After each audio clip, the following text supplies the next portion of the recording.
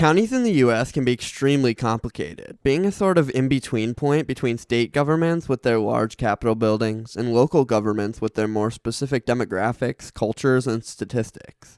This isn't an easy gap to bridge, so counties are forced to attempt that function, which throughout history has led to some weird shapes and very specific cases, depending on state. One state where this has been extra strange is Virginia. Looking at the county map, you may notice a ton of large circles that look like someone spilled crumbs all over your screen. Well, those circles aren't actually counties at all, but they also are. It's a pretty confusing case, which has given this state one of the strangest county systems in the country, so I'll tell you about it today.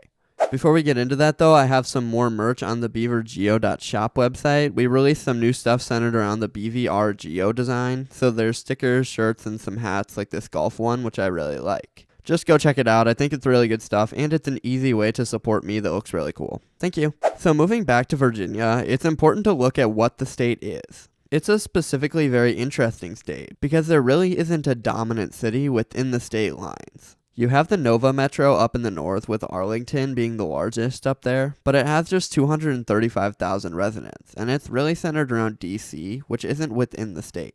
Okay, so then there's Richmond. This is the capital, and it's a large city, so it has the opportunity to dominate the state. But it's drawn away by Nova, and it actually only has the 5th most populous city proper, with 229,000 residents. For the most populated city, you actually have to go over to the Hampton Roads Metro, one of the most fascinating and underappreciated in the country. Amazingly, the Hampton Roads have 6 of Virginia's top 10 most populated cities located within its metro area.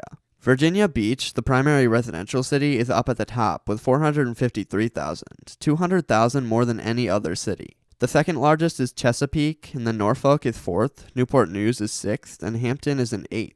Oh, and Suffolk is in 9th as well, and the total metro area is at 1.8 million. There's a few other important cities in the mountains, including Roanoke in the top 10, but basically that's what you've got.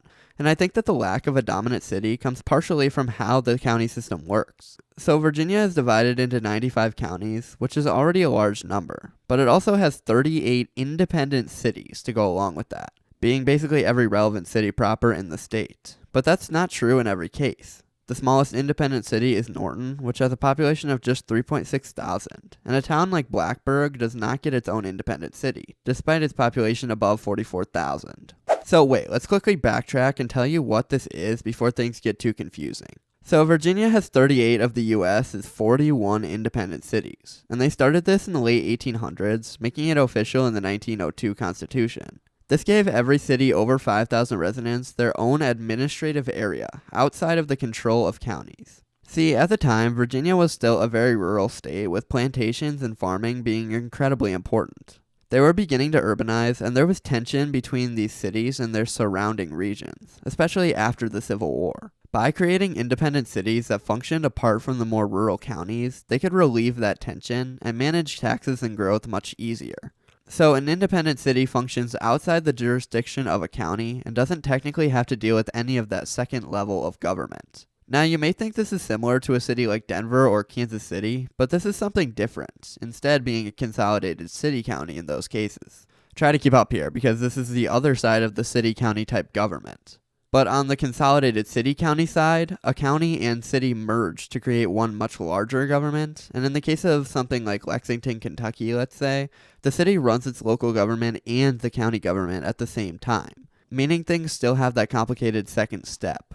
The difference is important for several reasons, but for us, let's talk about one major one, which is demographics. As I mentioned with Virginia, the independent cities bring city proper populations down. It's much more difficult for a city like Richmond to expand its borders into the surrounding county, so it has just 230,000 people. But a consolidated city-county, like Indianapolis and Marion County, are given much larger borders to be able to grow and continue growing, which is why that city has a population of 879,000. So moving back to Virginia, it's made population data very difficult, and cities can't just expand. Boundary changes are very highly restricted, making the process of annexing land darn near impossible. As I mentioned with Blacksburg, cities can't really incorporate if they aren't already a city-county, so these large communities are forced to stay as unincorporated towns. And with new suburban communities popping up, these towns will likely start to match the cities and grow even larger, making for some interesting situations. Now let's continue on the train of weird contradictions, because it goes both ways, basically trying to confuse you. See, some independent cities ate up entire counties, so instead of being very small, they're way larger. An example of this is Suffolk, which has a population of 100,000 and is growing very quickly, despite not being a very mainstream city. The best example, though, is Virginia Beach, which encompasses a massive area, and used that to become the most populated city in the state. It's growing quickly and has a notable downtown and a not-so-notable fake downtown, but there's also very rural areas in the south, and it has room to gain probably multiple hundreds of thousands of people still. So that's where this system takes you. It's incredibly strange. It isn't specific to Virginia, though. There are 3 other cases around the country that are just as important. They just don't work on a statewide scale. The first one is St. Louis, Missouri, which is strangely a totally different thing from St. Louis County, which is much larger and encompasses cities like Afton, Fenton, and Baldwin. So, of course, St. Louis isn't even part of St. Louis County. Instead, it gets to be completely surrounded, losing population very quickly, dropping all the way down to 281,000 residents. There's a fun population fact for you. The next one is Carson City, Nevada, probably the weirdest case. This state capital has a population of just 58,000, and it just seems totally random. Basically, earlier in the state's history, this was the one and only incorporated city in Nevada, and there was basically nothing else at all within the county, or really the rest of the state at that time. So, being the capital and already communicating with the state government so much, they decided the best course of action was to consolidate into an independent city, getting rid of the middleman. Finally, the last one is Baltimore, our largest independent city. This one has been this way for the longest time, being the first of its kind in the nation. It separated from Baltimore County in 1851 with a new constitution, so the two are separated to this day, coming from that same separation of urban and rural areas. Areas up by Freeland, Maryland, were just too different from the downtown Baltimore, which is understandable. A fun little quirk about that is that they have different school systems and districts, which can be confusing if you don't know how this system works, since you can be in the Baltimore school system or the Baltimore County school system, which don't work together. Bringing us back to Virginia, the county map is its own unique thing.